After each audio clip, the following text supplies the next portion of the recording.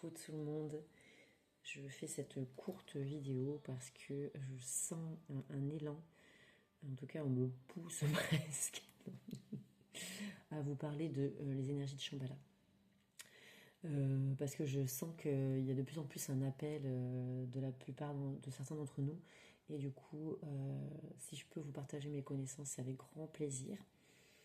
Après, ce que je vais vous dire, ce n'est que ma vérité, donc vous prenez seulement ce qui résonne, et puis vous laissez de côté ce qui ne résonne pas du tout. Et ce que je vais dire, ça peut paraître un peu pour de la science-fiction, donc voilà, vous êtes prévenus. Du coup, je suis énergéticienne, j'enseigne des pratiques énergétiques comme le Reiki, qui est une des pratiques les plus connues, et puis tout naturellement, je me suis dirigée vers d'autres pratiques, d'autres énergies, dont Shambhala qui a été un chemin, dans mon chemin initiatique comme une évidence. Et du coup, je vous racontais un peu l'histoire de Shambhala, de ce que j'en sais. Shambhala, c'est une cité qui a été créée par Sanat Kumara, qui est un Vénusien, oui, un Vénusien de la planète Vénus, qui a créé, et c'était il y a des centaines de milliers d'années, Shambhala, à une époque où les énergies, les vibrations de Gaïa étaient bien plus hautes et on était beaucoup moins dans la dualité et beaucoup plus proche de l'unité. Il y avait en même temps la civilisation lémurienne et puis aussi celle d'Atlante.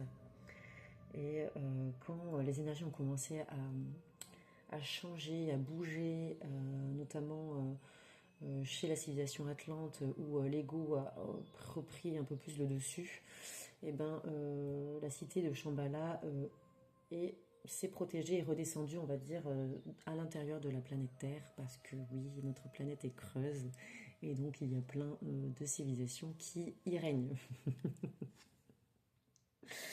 Et du coup, donc, à Shambhala, il y a beaucoup de maîtres ascensionnés. Alors déjà, qu'est-ce que c'est un maître ascensionné? C'est une personne qui s'est souvent d'ailleurs, un être humain qui s'est souvent incarné sur la surface de la planète Terre et qui s'est réalisé. Du coup, c'est devenu un maître ascensionné, pour ça qu'on l'appelle comme ça. Et on en connaît pas mal, comme Jésus, Siddhartha Gautama, qui est devenu Bouddha. On a aussi Marie-Madeleine, la Vierge Marie, Kuan Yin, Akhenaton, Métatron et plein d'autres. Plein d'autres. Et du coup, là, les êtres de Shambhala ont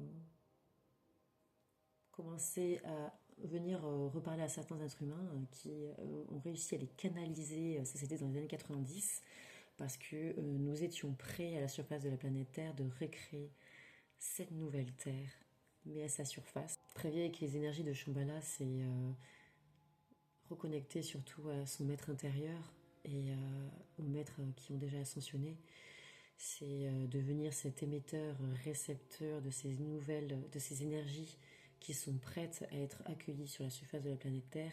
C'est aussi ramener la flamme violette afin qu'elle transmute ces énergies qui n'ont plus lieu d'être à la surface. Et c'est créer tous ensemble cette nouvelle Terre. Donc voilà, je voulais vous partager ça. Si vous sentez un appel, c'est normal. Et n'hésitez pas à vous intéresser à Shambhala. Si vous sentez que Shambhala est un mot et qui vous reconnecte à quelque chose à l'intérieur de divin, c'est peut-être aussi que c'est dans votre parcours initiatique, c'est des énergies avec lesquelles vous êtes prêt à travailler. Donc voilà, je vous souhaite une très belle journée. Prenez soin de vous.